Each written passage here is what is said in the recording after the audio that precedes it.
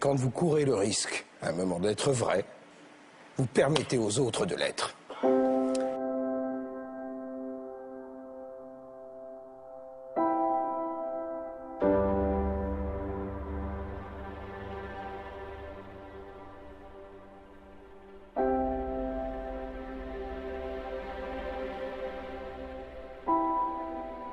Question, d'où est-ce que tout cela vient? Ça déclenche ce qu'on appelle le Big Bang. Mais d'où vient le Big Bang?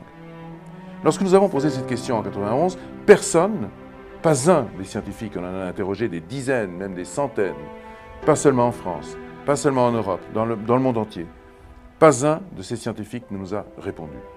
On nous a même dit, cette question est absurde. Comme on le sait, des fois quand on a la vérité en face des yeux, mais qu'elle est inacceptable, alors on se cherche mille et une raisons pour ne pas voir la vérité. C'est quoi? C'est tabou? C'est tabou ou c'est parce qu'à l'avance on imagine ne rien trouver? Parce que ça fait partie de la liste des questions dites interdites.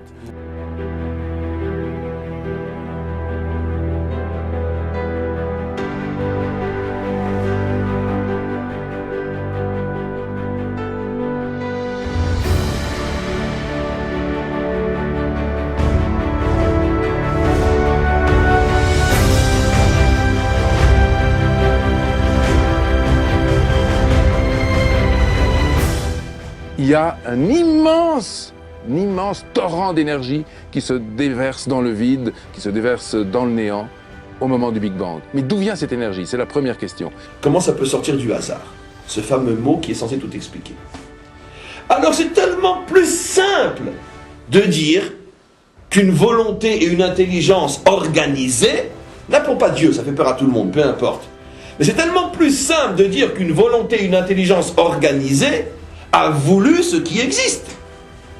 Ça dérange qui? Brusquement, j'ai vu que c'était possible de faire surgir la vérité dans un pays. Ça a un coût, on se fait engueuler, on se fait frapper, c'est très dur. Mais en même temps, c'est ce qui revitalise à la fois sa propre famille, et c'est ce qui revitalise une société.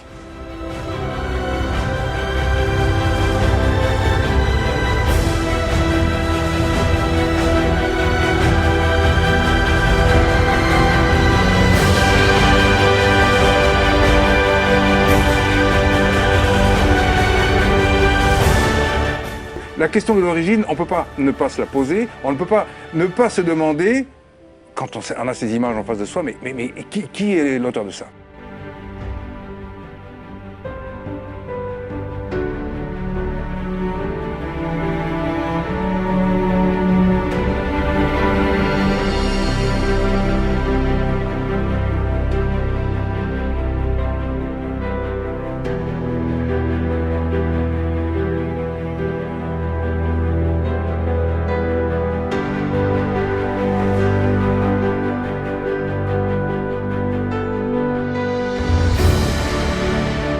Il n'y a rien de plus réglé en fait que le Big Bang.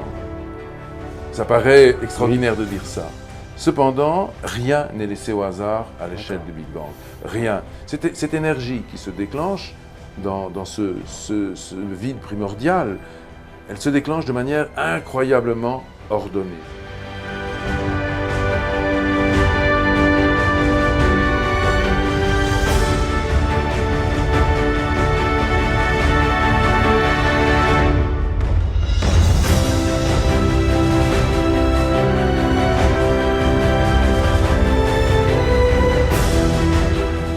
Au moment du Big Bang, tout est réglé.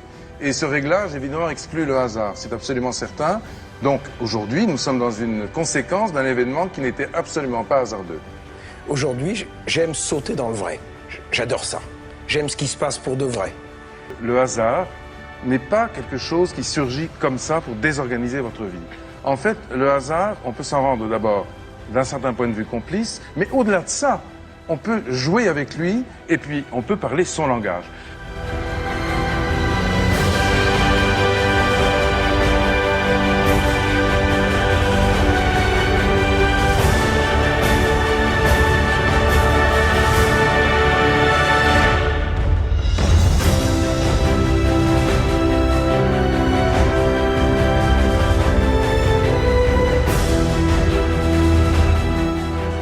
On a aujourd'hui, depuis fort longtemps, prouvé par des calculs scientifiques que la probabilité pour qu'un monde aussi organisé que le nôtre puisse apparaître d'une manière à ce point organisée et presque parfaite, car il n'y a que le bon Dieu qui est parfait, que ça puisse apparaître comme ça, même avec des années et des années et des années, comme seule conséquence de la rencontre au hasard de deux cellules qui se sont rencontrées, la probabilité pour qu'un monde aussi parfait sorte de ça est de l'ordre de mettre un singe devant un piano et qu'il se mette tout d'un coup à composer la 5e symphonie de Beethoven.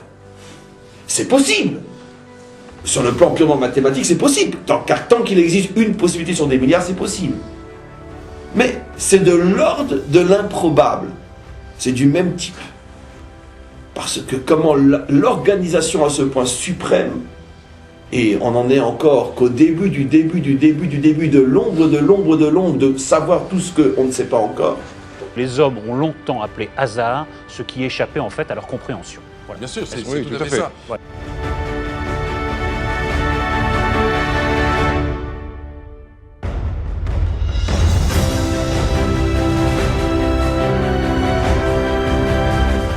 Quand on va dans un champ on en parle ici, dans un champ de prairie ou un champ de blé ou autre, et qu'on voit des fleurs, les fleurs ont toutes 5, 8 ou 13 pétales, mais jamais 10 ou 11 pétales. Jamais. Pourquoi? Parce qu'il y a une loi mathématique qui distribue, qu'on appelle la loi de Fibonacci, et qui distribue le nombre de pétales dans les fleurs.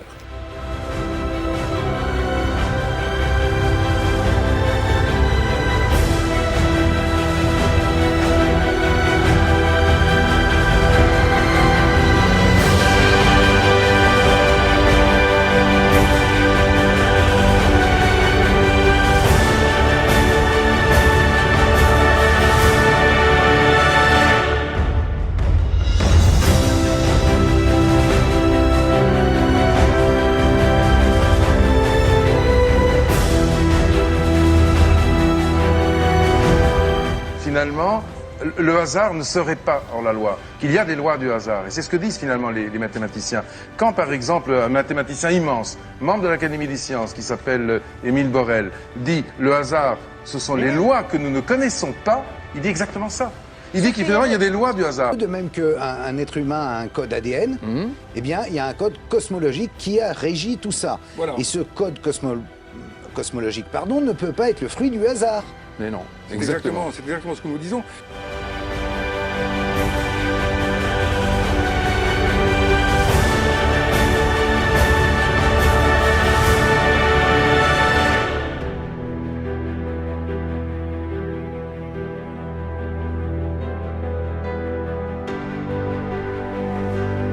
On se rapproche du Dieu tel que le voit Einstein. Einstein, comment il le voit? Il le voit comme une sorte de système de lois qui permet d'expliquer le fonctionnement de l'univers. Quand Einstein dit « tout est déterminé pour l'insecte comme pour l'étoile.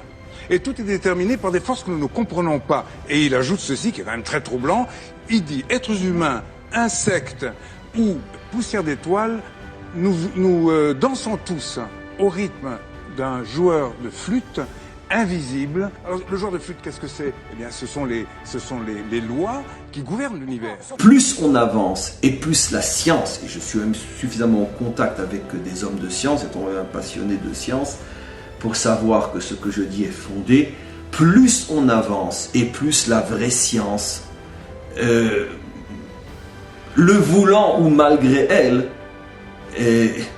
commence de plus en plus à confirmer les plus grands secrets de la Torah d'Israël. Parce que finalement tout finit par se rejoindre.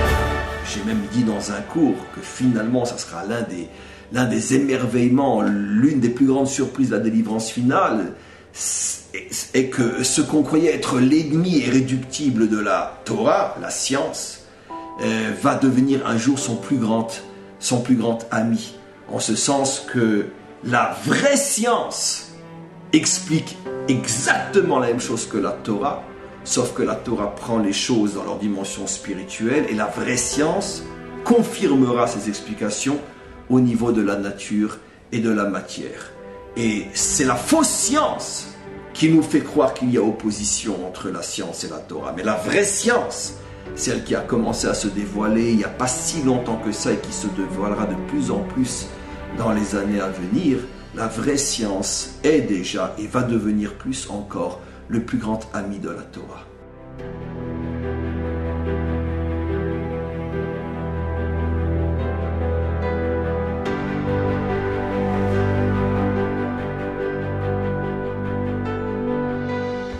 C'est ce fameux esprit supérieur à celui de l'homme auquel pensait Einstein lorsqu'il répond en 1936 à cet enfant qui lui demande « Maître, est-ce que vous croyez en Dieu ?» « Oui, dit-il, je vais te répondre. » Il lui répond par l'écrit. Tous ceux qui sont sérieusement impliqués dans la science finiront par découvrir qu'un esprit se manifeste dans les lois de l'univers, un esprit immensément supérieur à celui de l'homme. When you look at the animals, when you look at plants, we can see evidence of intelligence, we see evidence of design, and design implies a designer. But who is that intelligence? Who is that designer? Well, the only way you'd know if that designer were to reveal himself to us.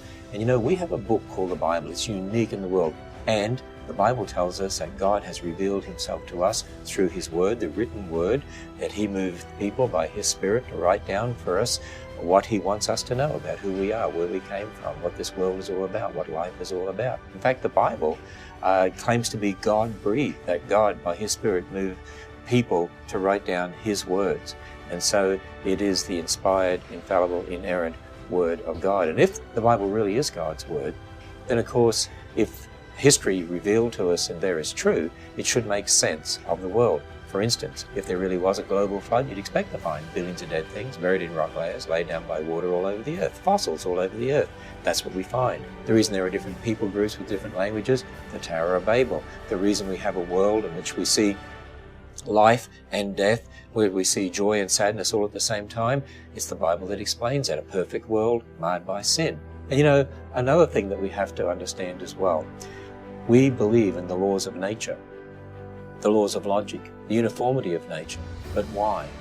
It's only on the basis of a biblical worldview that makes sense. If it was a random universe, then why would we have the laws of nature? Why would we have the laws of logic? It wouldn't make sense at all. From a perspective of a random universe, why should we be able to logically argue with each other?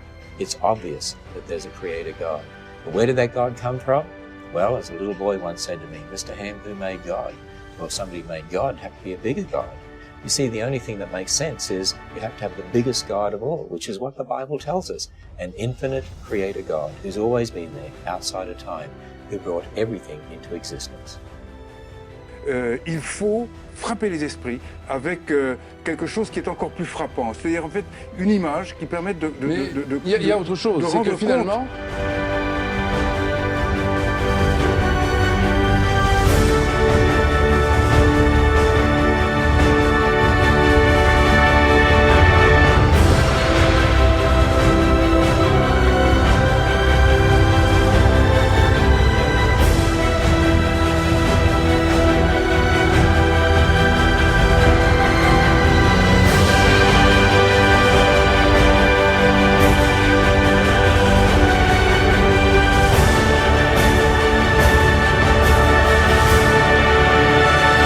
Je vois sa puissance chaque jour, depuis les premiers oiseaux matin à 4 heures qui commencent à chanter, jusqu'aux premières lueurs, les premières étoiles qui se lèvent la nuit. Alors regarde, nous voyons les bourgeons, nous voyons les fleurs, nous voyons au printemps. C'est magnifique, c'est un spectacle de gloire. C'est Dieu qui parle, qui dit « Regarde, je suis la vie ». Alors regarde, c'est glorieux.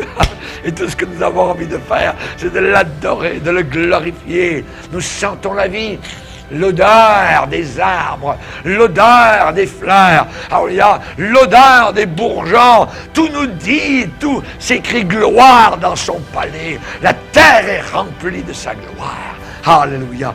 Merci Seigneur. Amen. Et nous voyons cette puissance. Il nous dit que les perfections invisibles de Dieu se voient comme à l'œil quand on les considère dans son ouvrage. Les perfections invisibles. Le visible nous parle de celui qui est invisible. Imaginez que vous rentrez chez vous et tout d'un coup vous voyez un magnifique château d'allumettes qui tient tout seul. Vous avez deux possibilités de comprendre comment il s'est fait. Soit quelqu'un est venu et il s'y connaît, il a monté allumette sur allumette. Soit vous pouvez dire aussi, ce qui n'est pas forcément absolument faux, que quelqu'un s'est amusé à lancer des allumettes et puis qu'elles se sont retrouvées comme ça. Celui qui vous dira qu'il préfère la deuxième possibilité, je veux dire, on ne l'amènera même pas dans un asile, parce que c'est prendre la place à quelqu'un qui pourrait encore s'en sortir, lui ne pourra plus s'en sortir. D'accord? C'est évident. Mais tout ce qui existe a forcément un constructeur, un créateur. Alors pourquoi quand on en arrive au monde, c'est devenu une évidence aujourd'hui qu'il s'est fait par hasard, et celui qui ose parler de Dieu, on le regarde comme un malade. Vous comprenez? Comment c'est possible? La stupidité, l'absurde est devenu tellement évident, vous allez voir tout de suite à quoi je fais allusion, que l'évidence est devenue absurde. Tout ça pourquoi? Parce que la vérité nous dérange. De là, on voit un phénomène bouleversant, tellement il est dramatique. L'homme est prêt à accepter toutes les absurdités, pourvu que la vérité qui le dérange ne soit pas acceptée. Parce que dire que c'est le hasard, ça ne dérange personne, même ça fait de nous des triples crétins. Dire que c'est Dieu, ça nous dérange. Parce que s'il est là, alors où je suis moi? C'est très simple comme démonstration, mais elle est tellement évidente cette démonstration, que vous pouvez la faire partout, personne ne la comprendra. Parce que le monde est complètement enseveli sous les ruines de sa bêtise. Tous les pays qui n'arrivent pas à vivre avec le réel sont des pays qui meurent. Parce que le rapport qu'on entretient avec le vrai, c'est le rapport qu'on entretient avec la vitalité. Il faut vraiment ne pas être logique du tout pour ne pas être croyant. Parce qu'aujourd'hui, la croyance est une question de logique. C'est cartésien la croyance quand on a des explications de notre Torah. C'est évident, mais comme incroyable. Donc, tout y est. Donc ça veut dire que quelqu'un a craqué l'allumette du Big Bang. Exactement. Et ce quelqu'un, c'est Dieu.